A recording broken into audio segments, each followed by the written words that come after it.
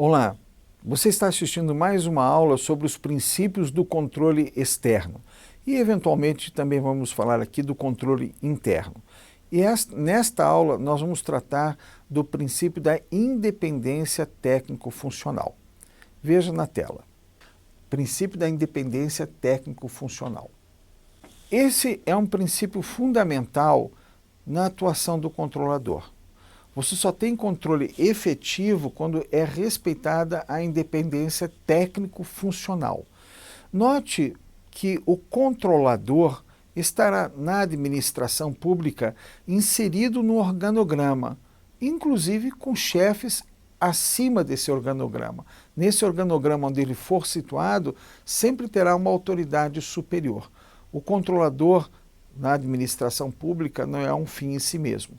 Diferentemente do controle externo, que se materializa num órgão específico, que não tem subordinação a qualquer outra instituição.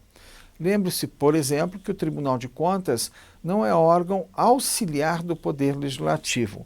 É um órgão que auxilia o Poder Legislativo e, portanto, não está submetido a nenhuma hierarquia. Há uma vinculação institucional ao Parlamento do Tribunal de Contas do Brasil.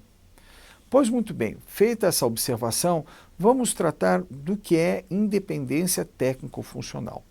Primeiro ponto a observar é que os agentes de controle, quando inseridos numa organização, estão sujeitos sim à subordinação hierárquica em relação à matéria administrativa. É correto, por exemplo, que se determine ao controle o horário de trabalho, que se determine ao controle um conjunto de atividades básicas que deve realizar. Lembre-se que o controlador que fica muito preso ao cumprimento de rotinas frequentes, ele acaba deixando de ser controlador. Porque se todo mundo sabe o ponto que você vai fiscalizar no processo, certamente vão preparar os processos para que aquele ponto seja atingido. Então a gente recomenda, por exemplo, que os órgãos de controle trabalhem com checklists, listas de verificação, informando previamente o que será verificado. Mas não trabalhe só na organização do checklist. Sempre tem a oportunidade de inovar na função do controle, porque é pela inovação que nós descobrimos novas irregularidades. Importante fazer esse registro. A independência técnico-funcional em relação à dependência hierárquica. O chefe pode, por exemplo, o presidente de uma estatal pode determinar que o controle faça uma auditoria na área de pagamentos. Mas ele não pode determinar que faça uma auditoria para dizer que está tudo certo ou para dizer que está tudo errado. Porque a independência técnico-funcional deve ser preservada. Isso significa, e eu passei já por uma situação dessa uma vez, envolvendo num processo administrativo disciplinar. E o meu chefe, o presidente da comissão do processo disciplinar, falou o seguinte: olha, o diretor da unidade tal quer falar conosco. E o diretor abriu a porta e explicou: olha, vocês vão investigar agora aquele que eu denunciei, que é uma pessoa isso, mau caráter, isso, e que eu aproveitei esse ato dele para colocar vocês e quero que vocês no final proponham a demissão dele. Essa interferência, para mim, soou estranho, mas o meu presidente da comissão tinha 40 anos conduzindo o processo disciplinar. Uma verdadeira escola ambulante e muito disposto a ensinar, né? Então, quando saiu da reunião, eu estava chocado. Eu disse: ué, uma simples fofoca que o sujeito teve envolvido gerar demissão de um empregado que tem um currículo fantástico, que é elogiado por todo mundo como extremamente devotado ao trabalho.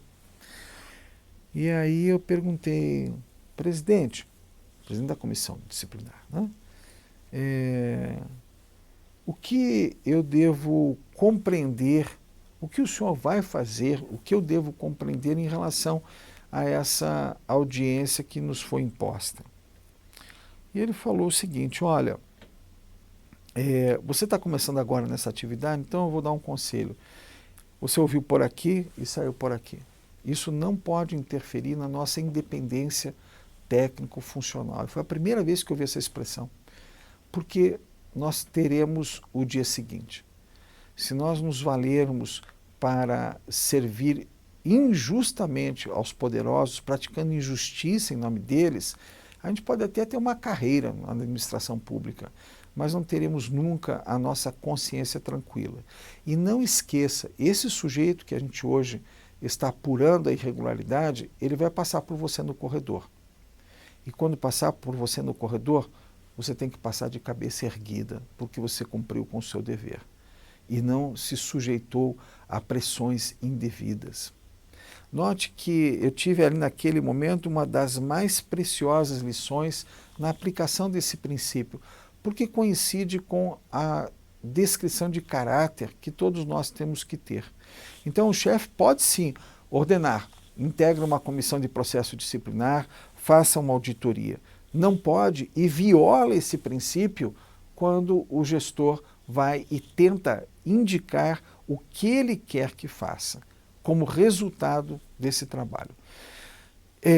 Existe, inclusive, uma conduta criminosa a respeito, né, que é a advocacia administrativa, interferir a favor ou contra a conclusão de um relatório, né? Então é importante que a gente tenha isso presente e assegure em todos os momentos isso.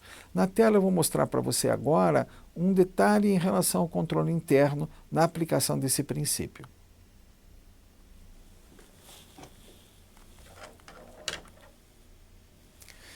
Em relação ao controle interno, não se pode deixar de reconhecer o vínculo hierárquico a que estão submetidos seus agentes. Este deve ser considerado à luz do ordenamento jurídico, que estabelece a corresponsabilidade diante das irregularidades cientificadas e não comunicadas ao respectivo órgão de controle externo. Deste modo, o fio da navalha entre a hierarquia e a independência funcional há que ser perfeitamente definido.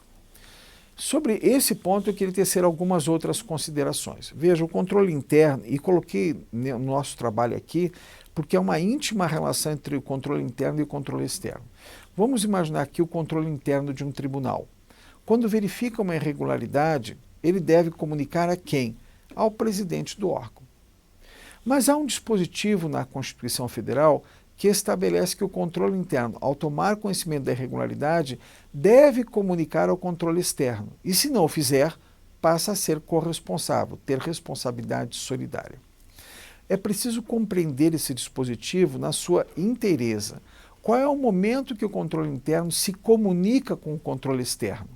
É no parecer que emite nas contas anuais. Inclusive, isso oportuniza ao gestor corrigir durante o ano inteiro as irregularidades que forem praticadas. E, ao comunicar, ele deve acrescer um item: as irregularidades foram verificadas por esse órgão de controle interno, foram comunicadas ao presidente do tribunal por meio dos ofícios tais. Isso é suficiente para exonerar a responsabilidade. Não é preciso que emita aqui outros juízos de valor. Eu comuniquei ao presidente do tribunal e ele é um omisso. Pronto. Você vai ter um problema em relação à hierarquia e ao dever de comunicar a irregularidade. Por isso, a comunicação se faz nesses termos. As irregularidades que eu percebi, eu comuniquei ao chefe do controle, ao dirigente máximo da instituição. O Tribunal de Contas, ciente disso, ele pode determinar que você mande os ofícios ou que informe se as irregularidades não foram sanadas. Por quê? A comunicação das irregularidades sanadas já não precisa integrar o relatório, porque foram sanadas, ok? Com essas palavras, nós encerramos essa aula. Convido você a assistir às próximas aulas em que a gente traz uma breve reflexão dos princípios aplicáveis ao controle externo.